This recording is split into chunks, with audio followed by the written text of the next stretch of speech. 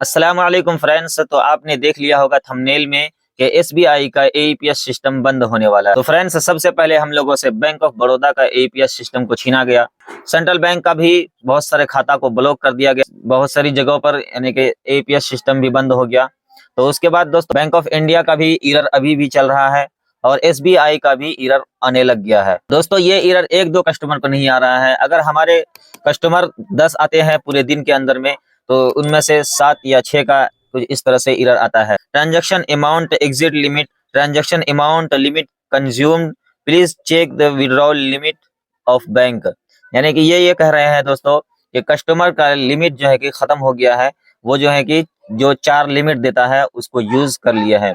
दोस्तों, एसबीआई या कोई भी बैंक एईपीएस का लिमिट जो है कि 4 देता है। दोस्तों, आप चाहे उसको किसी तरह से भी यूज कीजिए, चाहे आप विड्रॉल कर लीजिए या फिर मिनी स्टेटमेंट देखिए या फिर बैलेंस इंक्वायरी कीजिए। तो दोस्तों, इन तीनों में से आप जो भी कीजिएगा सिर्फ 4 मरतबा आपको यूज करने को मिलेगा।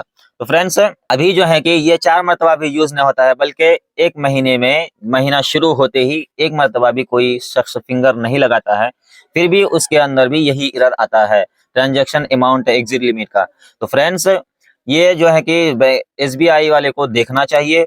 और एसबीआई वाले का नियम ये भी है कि अगर आप 4 मरतबा यूज करने के बाद फिर से एईपीएस को यूज करना चाहते हैं तो आपके खाते में से 15 रुपए कटेगा और आपका ट्रांजैक्शन हो जाएगा। तो फ्रेंड्स, इस नियम को तो लगने की दूर की बात है, बल्कि किसी किसी के बैंक में 1 मरतबा भी न चेक हो रहा है और न ही बैलेंस इंक्वायरी हो पा रहा है। तो फ्रेंड्स, सभी में यही एरर आता है, चाहे आपके पास स्पाइस मनी का एप्लीकेशन हो या पेनियर बाई या फिनो का हो, किसी भी मतलब एपीएस संचालक हैं आप, तो उसमें भी यही एरर आता है। तो दोस्तों, इस गलती को क्या कहा जाएगा? दोस्तों, एसबीआई ने जो रूल निकाला है कि अगर आप 4 मरतबा फिंगर को यूज कर लेते हैं, उसके बाद अगर फिर दोबारा यूज करना चाहते हैं तो आपके बैंक अकाउंट से 15 रुपए कटेगा पर ट्रांजेक्शन पे। दोस्तों, एसबीआई वाले को इस रूल को लगाना चाहिए। ये रूल लागू नहीं होने की वजह से बहुत सारे लोगों का एईपीएस सिस्टम बंद हो गया है और बहुत सारे ग्राहक परेशान भी है और दुकानदार को भी बहुत ही घाटा हो रहा है।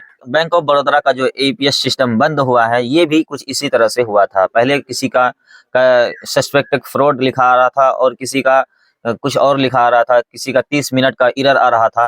तो ऐसे ऐसे कर करके पूरे ही एईपीएस सिस्टम बंद हो गया बैंक ऑफ बड़ौदा का।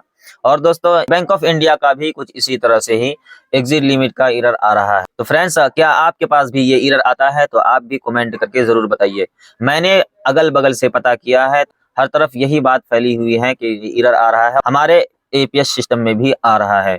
तो फ्रेंड्स, अगर आपको ये वीडियो अच्छा लगा है तो लाइक कर दीजिए और चैनल को सब्सक्राइब करना ना भूले। मिलते हैं अगली वीडियो में, तब तक के लिए अस्सलाम वालेकुम।